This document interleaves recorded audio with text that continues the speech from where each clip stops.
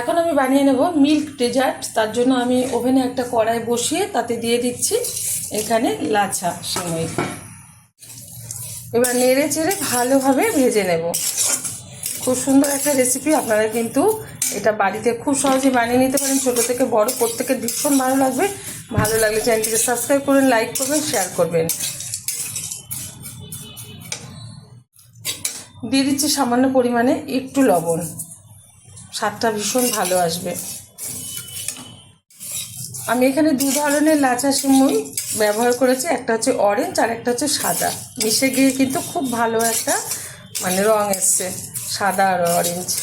এখন এর মধ্যে দিয়ে দেবো কিছুটা পরিমাণে চিনি। এখানে আপনারা গুঁড়ো চিনিও ব্যবহার করতে পারেন, তবে আমি দানা চিনি ব্যবহার করলাম, কোনো অসুবিধা নেই। এবং ভালোভাবে নেড়ে চেড়ে নিচ্ছি। চিনিটা দেওয়ার পর কিন্তু খুব ভালোভাবে নেড়ে চেড়ে নিয়ে নিয়েছি।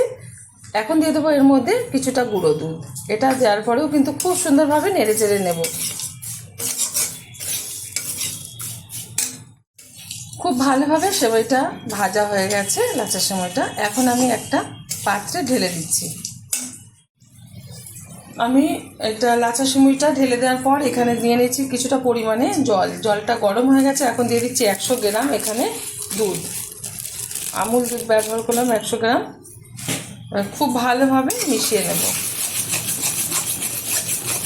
যত অল্প জল ব্যবহার করা যাবে তত তাড়াতাড়ি কিন্তু দুধে ক্ষীর ক্ষীর পরিণত হবে। পাতলা একটা ক্ষীর তৈরি করে নেব, খুব ঘন করব না। এখন এর মধ্যে দিয়ে দিচ্ছি সামান্য পরিমাণে চিনি। যে যেরকম মিষ্টি খেতে পছন্দ করবে সে সেরকমভাবে কিন্তু ডেজার্টে মিষ্টি ব্যবহার করবে, চিনিটা ব্যবহার করবে। অনবরত নাড়াতে হবে, নাহলে কিন্তু তলায় লেগে যাওয়ার ভয় আছে।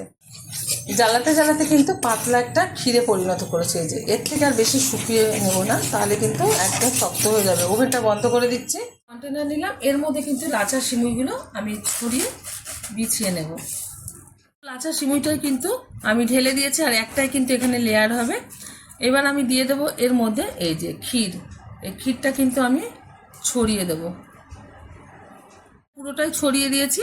এবার আমি এর মধ্যে কিছু এই যে কেটে নিয়েছি আলমন্ড, কাজু, আর কিশমিশ আর হচ্ছে এই চেরি। এখন আমি এটা ছড়িয়ে দেবো এর উপরে। আপনারা কিন্তু এরকম একটা রেসিপি অবশ্যই ট্রাই করবেন। আর এটা আমি রেখে দেবো ফ্রিজে মিনিমাম 2 ঘন্টা। তারপরে কিন্তু আমি আমার পরিবারকে সার্ভ করব। দেখা হবে পরের ভিডিওতে নতুন কোনো রেসিপি নিয়ে। ধন্যবাদ।